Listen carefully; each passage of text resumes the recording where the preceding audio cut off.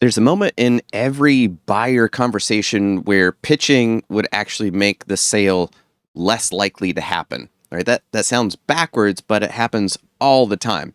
The buyer's interested, you made a point, it lands, your diagnosis makes sense, the questions have shifted. They're not asking like, is this true? And they start asking, well, how would this work for me? And that's a different moment. Okay, that's the moment where most experts miss it. And when you miss it, you're going to keep pitching. You keep explaining, you keep proving, you keep adding more detail, or you keep stacking more reasons on, and you keep answering questions the buyer actually isn't asking anymore.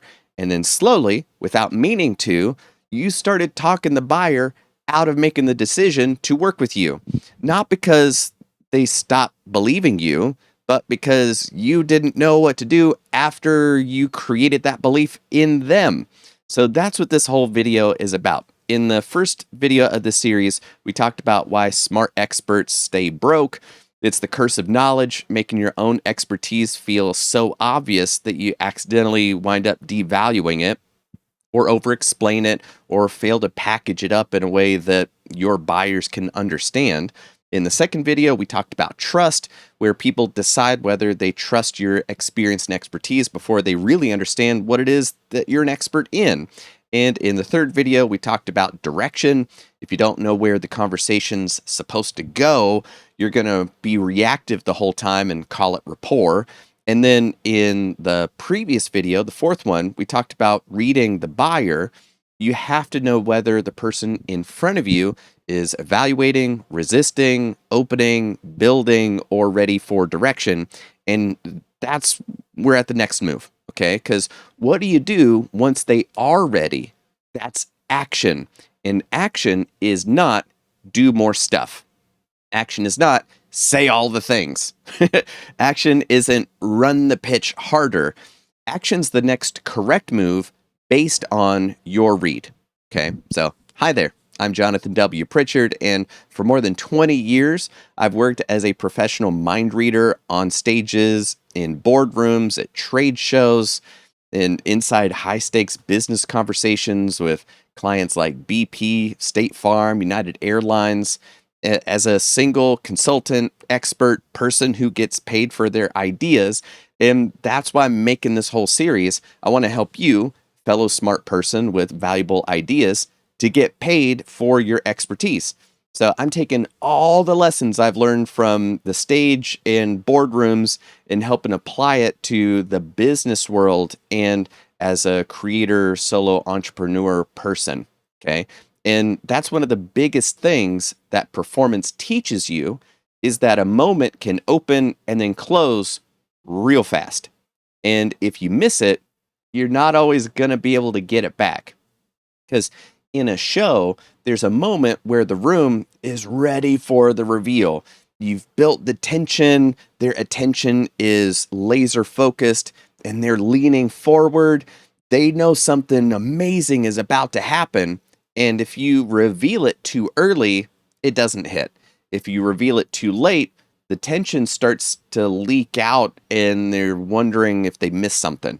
And if you explain during the moment where you should reveal, you're weakening the whole effect. So that's exactly what experts do in business conversations. I've seen it time and time and time again. I was the communication doctor at 1871, a tech incubator in Chicago. And every single founder I worked with did this, right? They would explain stuff when they should reveal and show something amazing. They'd try to prove stuff when the buyer wasn't asking to have anything proven, right? They were looking for direction. Or they kept building the case after the case had already landed. And because they don't know how to read that moment, they're mistaking motion for progress. More talking feels like progress. More teaching feels like progress. More information feels like progress. But sometimes, man, more information is what kills the moment because the buyer isn't asking for more information. They're asking for direction. That's the distinction. Pitching presents options for them to evaluate. Direction gives the next move once they've already evaluated and ready to move forward. Okay. Pitching says, here are all the reasons this might be valuable to you. Direction says, based on what you've told me, here's what's happening and here's what's to do about it. Those are two very different things, and they land differently depending on the buyer's state, their emotional, mental, business state, right? So if the buyer is still evaluating, direction can feel premature, right? If the buyer's ready for direction, more pitching feels extra, right? We don't need it. So that's why the read matters. So in the last video, we talked about the 5 states: evaluating, resisting, opening, building, ready for direction. And this video is starting with that last one, okay, ready for direction. This is what happens when the buyer's moved from, is this real, to what does this mean for me? You'll hear it in their questions. What would you recommend? Where should we start? How does this work? What would it look like in my situation? What's the first thing you would fix? How long would this take? What would you do if you were me? Those are not the same as general curiosity, okay? These are application questions. And application questions mean they're already imagining themselves inside your solution. That's the permission moment. They may not have said yes yet. They may not have even fully known that they're close to saying yes, but their mind has shifted from evaluating the truth to exploring how it applies. When that happens, the worst thing you can do is drag them back to more evaluation. And experts do this all the time. The buyer's asking, what would this look like for me? And the expert says, great question. Let me explain the full methodology. Wrong move, man. The buyer's asking, where should we start? And then the expert says, well, just to give you a little more background. Wrong move. The buyer's asking, what do you recommend? And then the expert says, well, there are a few different options we could consider. Maybe, but more often than not, that's the wrong move. Because they're not asking for your recommendation. They're not asking you to offer like a menu. They're asking you to be the expert. And that's where a lot of experts get scared. They wanted the buyer to trust them, and then the buyer starts trusting them, and now the expert suddenly doesn't want the responsibility of making a recommendation, the responsibility of providing direction. So they hide inside options. They soften, they hedge, they qualify, they make everything conditional. They say, well, it depends, even if it doesn't really depend that much. So they're asking the buyer what they think before they've told the buyer what they see. Okay. So they turn a moment of trust back into a moment of evaluation and triggers the logic critical mind. And the buyer feels that because they came to an expert for a read. Like, what are you seeing, boss? Not a buffet. There's time for options. Okay. But options too early can feel like evasion. You're trying to evade the point. So when the buyer's asking for direction is the best way you can help them. So the move isn't to give, the move is to give a framing statement, right? So a framing statement signals that the diagnostic phase is done. I've asked you enough. I understand enough. And now the direction is the start of the next phase. So it sounds like, well, here's what's actually happening. What you need is this. The move from here is this. The issue isn't the thing you came in thinking it was. The cleanest path is this. Based on what you said, I wouldn't start there. I'd actually start over here. That's not being arrogant. That's the job. And there's a huge difference between forcing certainty and offering earned direction. Forcing certainty is when you pretend to know before you've done your job of understanding what's going on, like done the read. Earned direction is when you've actually listened, you've diagnosed correctly, you've understood their situation, their state, And now you're saying, here's what I see. That's what the buyer wants and needs from an expert. You, not more information, not endless options, not more nuance. They want the person who can look at the mess and say, well, here's your problem right here. This is what matters. This is what doesn't. This is the order. This is the move. This is why you get hired. Okay. And that's the part that makes a lot of experts uncomfortable because direction feels more exposed than just explaining something. Okay. Explanation keeps you safe. I'm just talking about facts here. You can always keep adding more and more details. You could always keep teaching. You could always keep showing how much you know. But direction puts a stake in the ground. It's saying, I see this clearly enough to recommend a move. That requires identity. That requires trust. That requires you reading the situation. That requires all the previous pieces that we've talked about in all the other videos. But if you never get to direction, the buyer never experiences you as somebody who can guide them. They experience you as somebody who can talk about the problem. That's not enough. Okay. There are plenty of smart people who can talk about the problem. Money goes to the person who can guide them to the solution. Right? So let's make this concrete. Imagine somebody comes to you because their content's not converting. You're a social media guru. And they're saying, we're posting consistently, but it's not turning into client conversations. A weak pitch would sound like, well, content strategy is really important, and there are a lot of factors involved. We look at audience and messaging, positioning, offer clarity, platform fit, content pillars, distribution, conversation paths. There are a bunch of different ways we could approach it. That all might be true, but it doesn't direct them. A stronger expert response would sound like, well, based on what you said, I wouldn't start with volume. I'd actually start with positioning. Your content isn't creating client conversations because the audience can't tell what problem you're the answer to yet. So the first move is to clarify the buyer, the problem that you solve, and the paid outcome or solution you provide. Then the content has something to point toward. That's direction. So notice what happened. You've named the real problem. You've removed the wrong starting point. You gave the first move, the first thing to do. You make the next step feel logical. And that's what people pay for. Not because the sentence is magic, but because the sentence gives structure to their confusion. So the buyer comes in with the whole fog of misunderstanding. Like they have no clue. And then you give them a shape to the problem.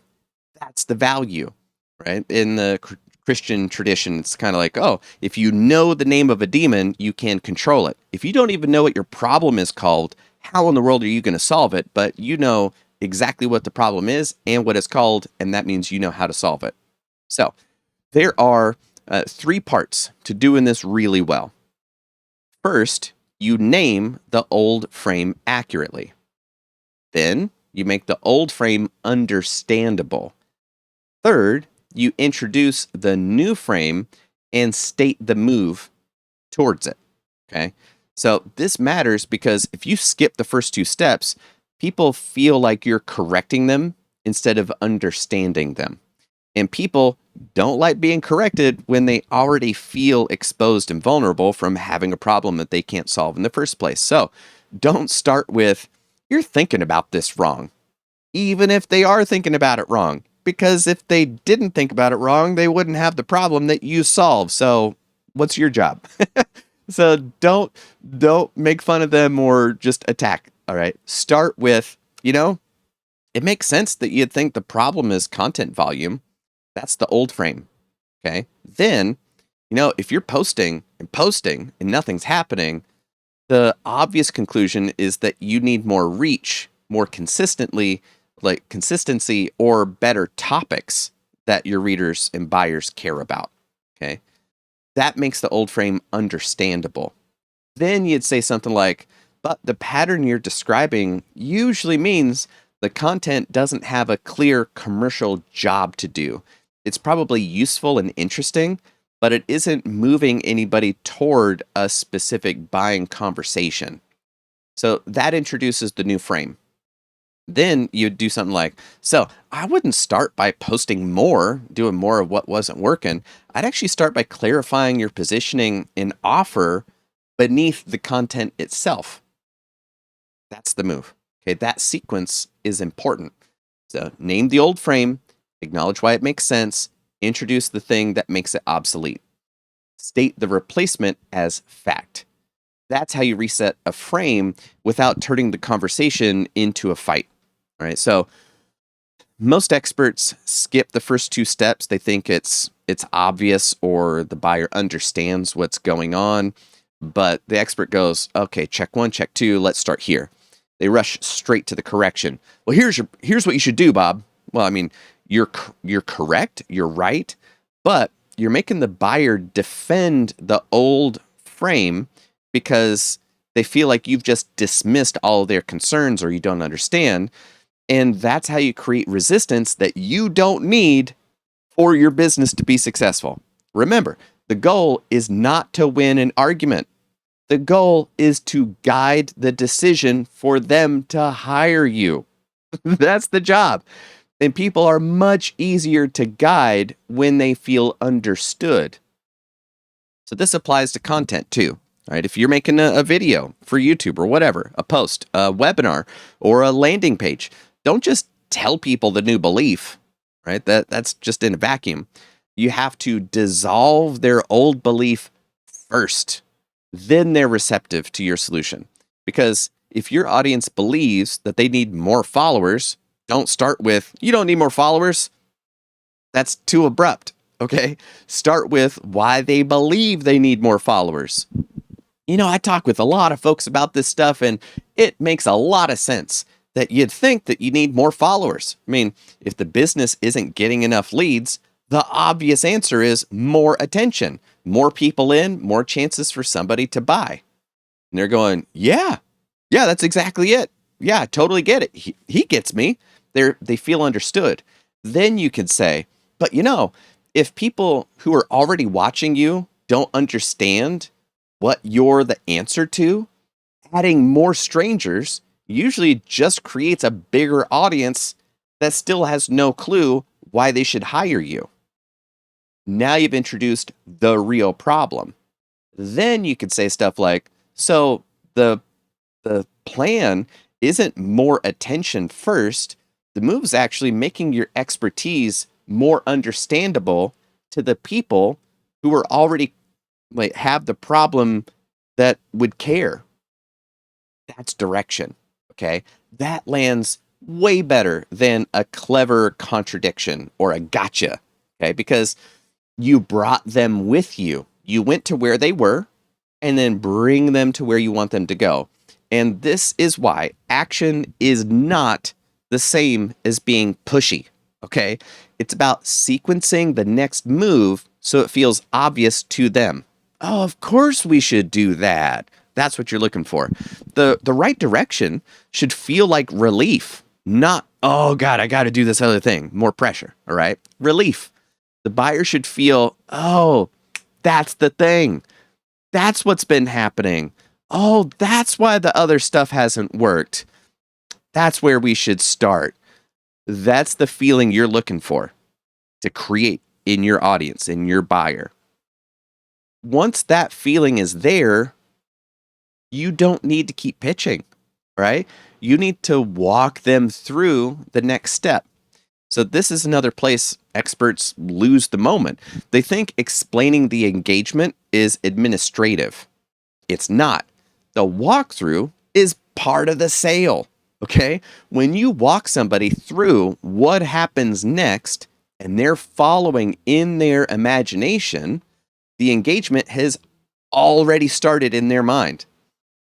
You're not only describing a future event, you're starting the event now. So don't treat the walkthrough like a logistical thing. Treat it like the first experience of working with you. So here's what a weak version would look like. Yeah, so if you sign up, we'll have a call, and then I'll send you some stuff, and then we'll work through the materials. Good. That's not a walkthrough. Okay, that's a receipt. Stronger positioning, a stronger way of doing that would be the first thing we'd do is get the expertise out of your head and onto the table. Not all of it, the valuable stuff people would actually pay for. Then we're going to identify the specific buyer who already has the painful reason to care. And then from there, we're going to shape your offer around the result they actually want, build the proof that lowers the risk in their mind, and then create content that points people toward having the right conversation with you. That's a walkthrough. The buyer can feel themselves inside that process. They can imagine the work. They can see that sequence and it makes sense. They can understand why that order matters. That matters because confusion kills conversion, kills action, kills your deal, okay? Kills your bank account. So the more clearly somebody can imagine the path, the easier the next step becomes. Okay, this is why what happens next is one of the most important questions in a buyer's mind. Suppose I give you money, and then what? They may not even ask it out loud, but they're asking it, okay? If I say yes, what happens? Will this be awkward? Will this be a lot of work? I think I'm hiring somebody to do this for me, but are they just going to tell me what to do and expect me to do everything? Will I know what to do? Will I feel behind? Is this going to be overwhelming? Will this person be the right person to guide me where I need to go? Will I be left alone with another pile of information and nothing to show for it? Your walkthrough answers all those questions. And if it answers them well, it reduces the risk of them giving you money. And that's why direction matters so much, right? Because you're not just telling them what to buy, you're helping them experience what it's like to be guided having bought from you. Now, after you give direction, the next move is not to keep adding random proof. The next move is to deepen the direction that just landed. And there are 3 simple ways to do that: links, loops, chains. Okay. A link connects the direction to something they already care about. For example, as your positioning gets clearer, your content gets easier to write because you're no longer trying to speak to everyone. That links positioning to easier content. Or when the offer's really sharp, sales calls actually get calmer and easier because the buyer understands what it is that they're evaluating. That link offers clarity to sales confidence, and a loop creates a reinforcing relationship. For example, the clearer the offer gets, the easier it is to create content. The clearer the content gets, the more the market reflects back what's working, and the more the market reflects back what's working, the sharper the offer gets. That's a loop. It shows momentum, okay? A chain ties the direction to something ongoing. For example, every sales conversation you have after this becomes research. Every objection becomes language you can use. Every repeated question becomes content for your machine. Every confused moment becomes a place to improve your offer. That's a chain. It shows compounding value. Links, loops, and chains intensify the direction without turning back into pitch mode. So you're not adding more reasons from the outside. You're helping the buyer see the decision and how it keeps paying off from the inside. That's a whole different feel. And again, this is where ethics matter. This is not about trapping people. It's not about pressure. It's not about making the buyer feel like they can't say no. It's about making the right next step easier to see if it is actually the right next step. That distinction matters, because if it's not the right move, don't force it. Don't do it. If you don't understand their situation, don't pretend like you do. Don't fake it till you make it. You're going to ruin a lot of lives, including yours, right? If they're not ready for that direction, don't act like they are. And if they need more clarity, give clarity. If they need space, give space. But When the read is clear and the person's asking for direction, don't hide behind more pitching. Give the move, all right? That's the responsibility of expertise. And honestly, this is one of the reasons experts under-earn and stay broke. They think selling means convincing, so they either avoid doing it because it feels manipulative, or they overdo it because they think you need to. But the best expert sales conversations, they don't feel like convincing. They feel like helping somebody get clear about something. And the buyer comes in with a messy understanding of the problem, and then you help them see what's actually going on. You're helping them by helping them see what matters. You help them by seeing the cost of staying stuck, and you help them see why the old solutions aren't working. It's usually because they don't address the problem, they're addressing the symptoms. So you're going to help them see the better path forward.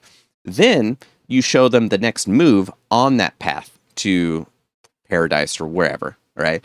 So if the fit's right, the decision starts to feel obvious, not because you're forcing anything, but because you're getting rid of the fog, and then they can see where they need to go. That's the whole point. The sale is not a trick. You're not deceiving them. The sale is the result of a better understanding. That's it. So that's what I mean when I say stop pitching and start directing. Pitching is what you do when the buyer is still outside your frame of understanding. Direction is what you do when they've stepped into your world as the expert. So pitching keeps saying, look at this, consider this, evaluate this. Here's another reason. Here's another feature. Here's another proof point.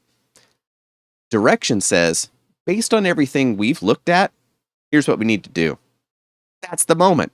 And if you're building an expert business, you need to learn to recognize that moment, because the expert who can direct is way more valuable than the expert who can only explain.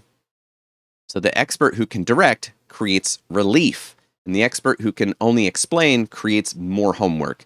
And buyers usually have enough homework on their plate, okay? They're not looking for more information to manage. They're looking for somebody who can help them see the next move clearly and make sense out of it all. That's the difference between being useful and getting hired, okay? Useful gives them more to think about. Hired helps them decide what to do. That's it. Now, let's bring this back to the Expert Monetization Series.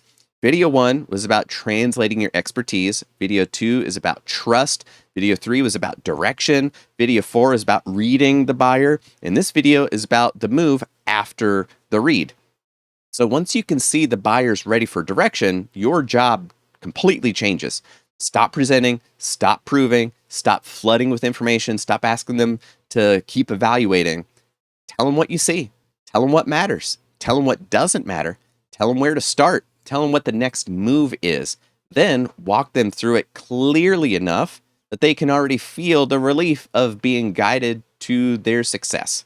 That's action, not more activity. The next correct move based on the read. So if you want help building the business pieces around your expertise, I put together a whole custom GPT suite for doing exactly that. It'll help you clarify your positioning, build an offer that people actually want, organize your proof, create better content that gets you more visibility from the right people, which leads to better client conversations. And you can get all that stuff at the link in the description or the pinned comment. That's what it's there for. And in the next video, we're going to pull the whole system together, because expertise doesn't become a highly paid expert business from one trick, one tactic, or one good sales line. It becomes a business when all the pieces are working together in the right direction. And that's where the next video starts, and I will see you there.